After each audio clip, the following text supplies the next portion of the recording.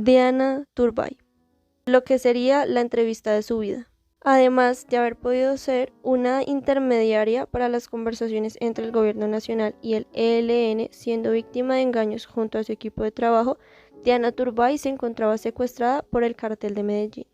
Nacida el 9 de mayo de 1950, hija del expresidente Julio César Turbay, Diana Turbay estudió Derecho y Periodismo en el Colegio Mayor del Rosario de Bogotá. Esta última profesión desde un comienzo fue su pasión, dedicando de lleno su vida a la comunicación. Se graduó como periodista en la Universidad de La Sabana y trabajó en uno de los medios más importantes de la nación, como El Espectador, Semana y El Tiempo, dándose así un nombre en el oficio periodístico más allá del peso que tenía su apellido. Su carrera inició en el periodismo investigativo y posteriormente empezó a estudiar y a denunciar casos de corrupción y de abusos de poder. Producto a la familia a la que pertenecía Diana Turbay, conocía cómo era el estilo de vida y cómo se manejaba el poder en los estratos más altos, además de conocer su lado más oscuro, conocía los negocios y traiciones que se realizaban en estos. También se perfiló como una destacada defensora de la libertad de prensa y participó en la creación de la FLIP, Fundación para la Libertad de Prensa. En los años 80, Diana Turbay comenzó a tener una influencia cada vez más grande en el día a día de la sociedad colombiana. Fue presentadora del noticiero Krypton. Esto la llevó a un nivel de reconocimiento más alto y también a que quedara expuesta ante las amenazas que caían ante el país y sus representantes. Fue el rostro y voz de las noticias que llegaban todos los días a cada hogar del país. La televisión para la época ocupaba el punto central para la comunicación y el acceso a la información.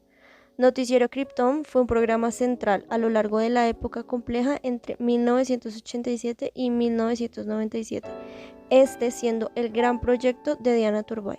Había formado un gran equipo de periodistas en un formato más moderno y mordaz a las noticias de la época. Eran años complejos, el abordaje a los sucesos requería tener en cuenta muchas variables.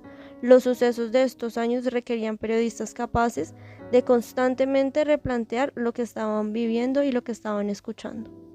Turbay también fue editora de la revista Hoy por Hoy. Los años previos a su trágica muerte estaba dedicada de lleno a su profesión, aunque no eran años fáciles para dedicarse a indagar y desentrañar en el iceberg de la corrupción y violencia que se ocultaba tras los eventos cada vez más violentos que se daban en Bogotá y en toda Colombia.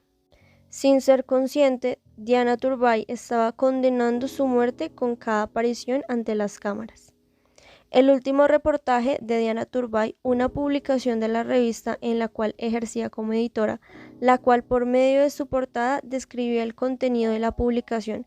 Grabó estando cautiva una conversación con Ricardo Prisco, jefe del operativo y hombre clave de la seguridad del famoso Pablo Escobar.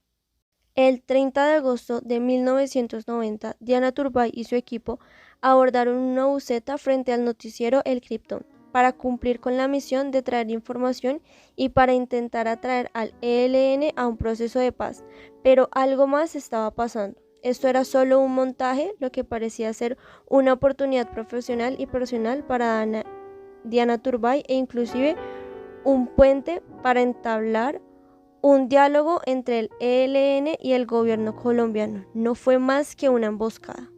Aquel montaje no fue planeado para nada más que secuestrarla. Hace ya tiempo que los pasos de Turbay y su día a día venían siendo vigilados muy a detalle para encontrar la forma perfecta para proceder. Para poder establecer un sistema de espionaje como el que fue puesta Diana Turbay y su equipo, requería de demasiados recursos para poderse financiar. Por esto es que el secuestro y toda la labor de espionaje no pudo atribuírsele a nadie más que no fuera el Cartel de Medellín liderado por Pablo Escobar. Cuando Diana Turbay empezó a establecerse como una figura relevante en los medios de comunicación, también captó el interés de los extraditables o Cartel de Medellín. Turbay estaba haciendo parte de los procesos de negociación entre el gobierno y la guerrilla y había sido autora de la obra de ingeniería política que permitió el establecimiento del diálogo y que condujo a la paz con el M-19. pero los extraditables no estaban interesados en ninguna paz. Tentados en volver a hacer lo mismo con el ELN, el equipo cayó en la trampa. En cautiverio, en una finca en el municipio antioqueño de Copacabana, el equipo, pasando las horas, fue que se enteró que aquella cita con el cura Pérez nunca había existido. No hay ninguna Pérez, ustedes están en manos de los extraditables, fue lo que les dijo el sicario que los vigilaba. El 26 de enero de 1991, los periódicos colombianos amanecían con la noticia: asesinato de Diana estremece al país, titulaba El Tiempo. En medio de un intento de liberación por parte de las autoridades, donde Richard, el compañero de Diana, fue puesto en libertad, Diana Turbay fue víctima de 3 impactos de bala, que posteriormente le ocasionaron el fallecimiento en un quirófano del país. Desde que se dio a conocer el secuestro de Diana y su equipo, algunos lo interpretaron como parte de la campaña de terror a la que Escobar estaba sometiendo al país junto a su grupo de los extraditables. Cuando el equipo emprendió el viaje, al principio la demora del regreso o falta de comunicación se le atribuyó a la complejidad de la misión.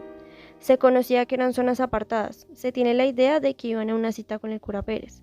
Por eso no se llegó a pensar lo que estaba sucediendo con Diana y su equipo.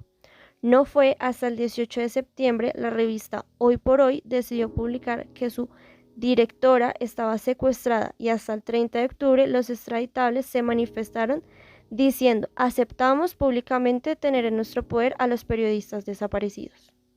En el tiempo que estuvo secuestrada, Diana no hizo nada más que seguir trabajando, seguir haciendo preguntas, recolectando historias y pidiendo entrevistas entre aquellos que la privaban de su libertad. Como homenaje, un año después de su fallecimiento, su revista Hoy por Hoy publica su último trabajo, el último reportaje de Diana Turbay, una entrevista al jefe encargado de su secuestro, reportaje que sirvió para que, aún después de fallecida, Diana Turbay fuera quien se encargara de contar la completa verdad de su secuestro. Prisco, el jefe encargado del secuestro de Turbay, en aquella entrevista dejó claro que el trabajo tenía como orden explícita no generarle ni un rasguño a Turbay, pero una denuncia que aseguraba que se había visto a Escobar en una finca de Sabaneta y que llegaba como un escudo humano a Turbay. Fue el motivo para que se autorizara un operativo en el cual no se encontró a Escobar, pero sí a Turbay. Los secuestradores, al escuchar los helicópteros, les ordenaron a los cautivos el ponerse sombreros para ser confundidos con ellos, y aunque en lo profundo sintieran la necesidad de gritar, de pedir ayuda y correr por la libertad que hace meses se les había sido negada, debían mantenerse ocultos para protegerse de una muerte inminente. A pesar de todos los esfuerzos por huir, el operativo era gigante. Cuenta el compañero de Diana, Richard Becerra, que hubo un momento donde el sonido ensordecedor de una hélice sobre ellos los alcanzó, sonido que fue silenciado por la detonación de disparos que solo dejaron ante los ojos de Becerra la imagen de Diana Turbay revolcándose en el piso gritando: me hirieron, me mataron.